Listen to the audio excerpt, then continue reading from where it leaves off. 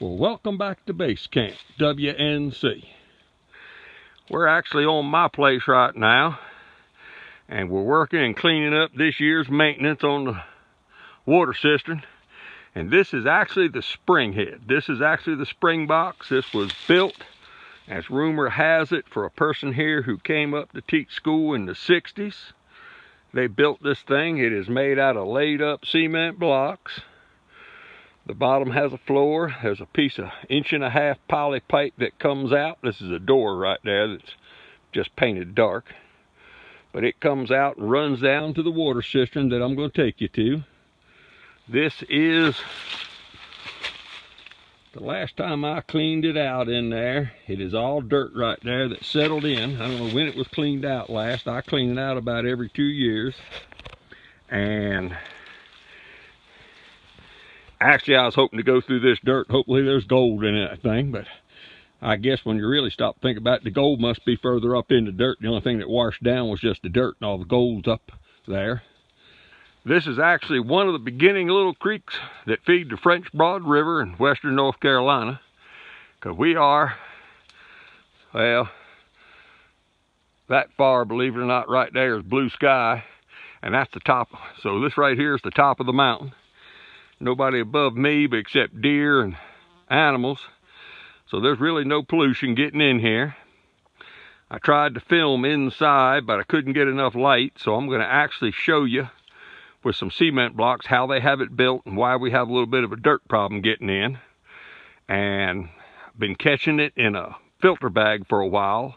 And I just emptied the filter bag out, and it had about 2.5 inches of dirt in this bottom of this filter bag that worked real good.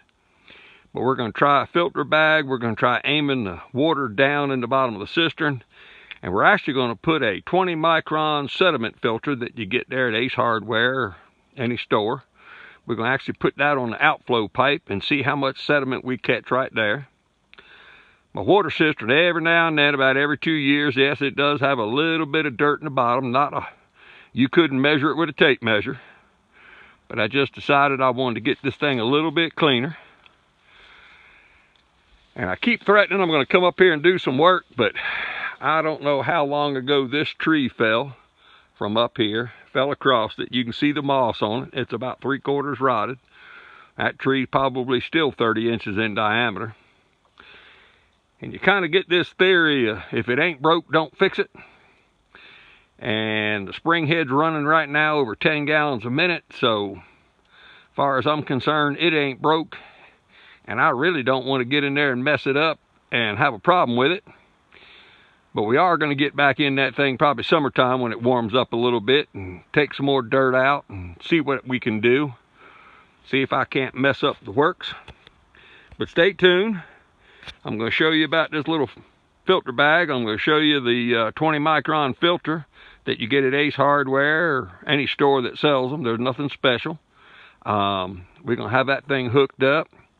We're going to show you how it goes on down into 2 old cisterns that were used in the 60s that I'm using just to hold water as a water retaining tank, and then go into that spring box or the well pump house where I just added another tote. So now I have 550 gallons of ready pumpable water to get to my place.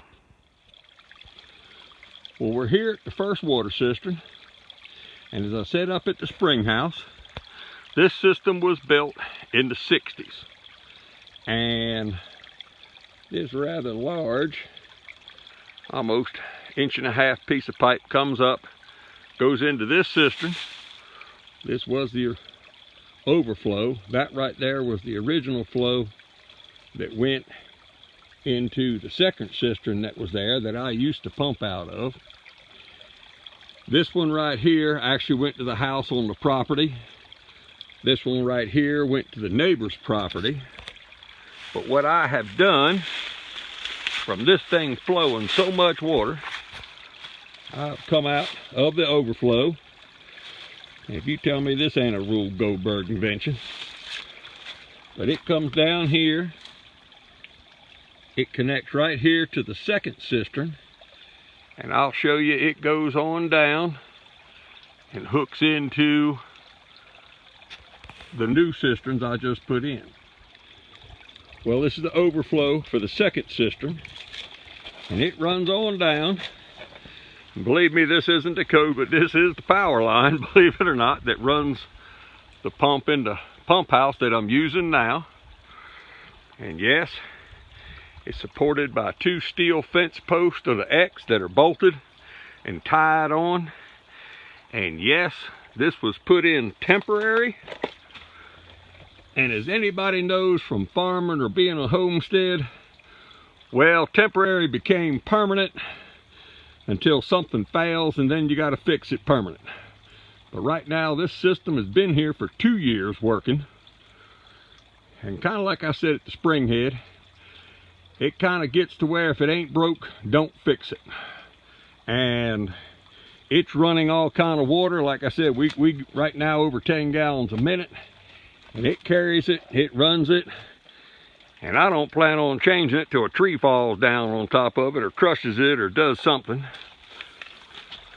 So we're going to go back up in this cistern, and I'm going to show you one of the things I've got going on. Try to help you out maybe if you're using a spring box to catch sediment, because you got a little bit of trash coming in, a little bit of dirt or something coming in from your spring head. Let me go up and show you what I've done before and what I'm going to try now. Now, I expect to hear some views or something about this, but in the 60s, this was as high-tech as it gets.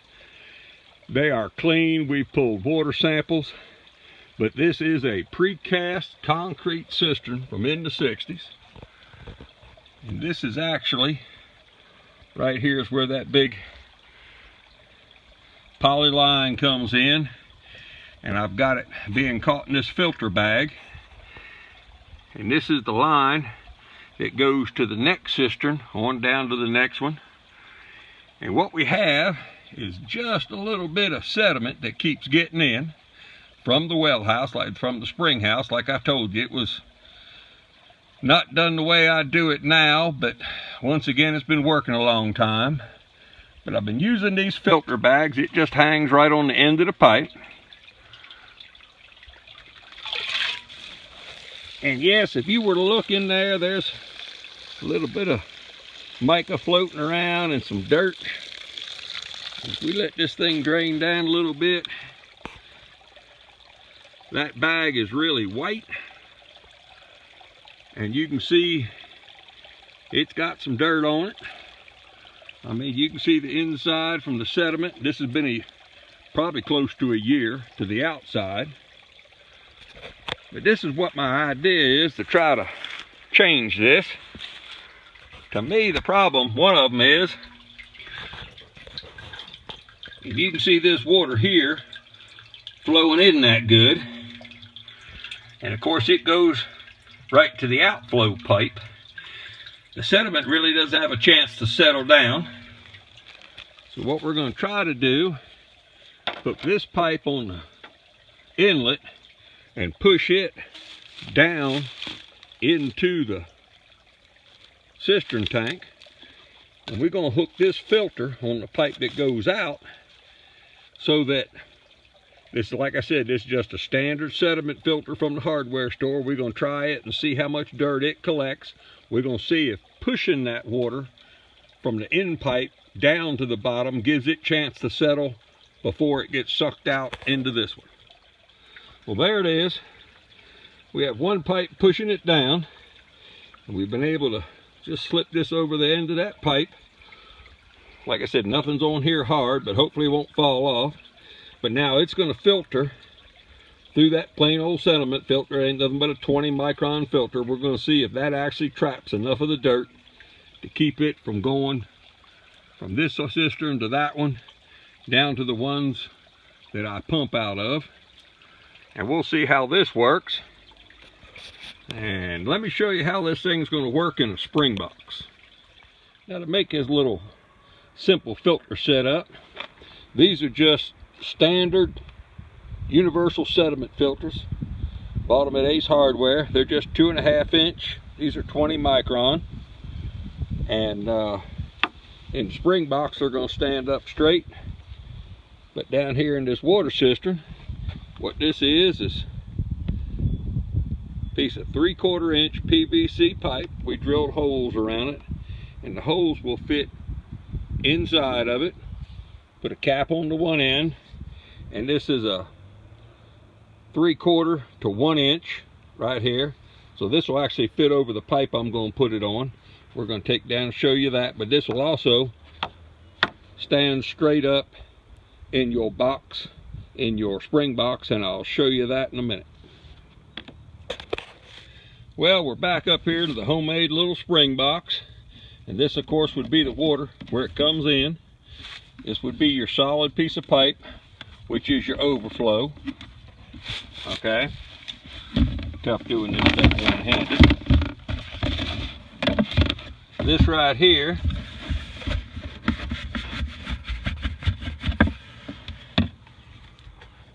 would be your outflow with your little 1/16 of an inch holes drilled in it down to the 90 and goes out. Let me show you this new filter idea I got. So you keep your little short piece of pipe in your 90, and of course right here, like I said, you've got that 3/4 inch piece of PVC pipe with the holes in it. Inside here, go to a 3/4 to 1 inch reducer right here, reduce it down to 3/4 to hook that pipe in. And then what you're going to do, put this in your spring box.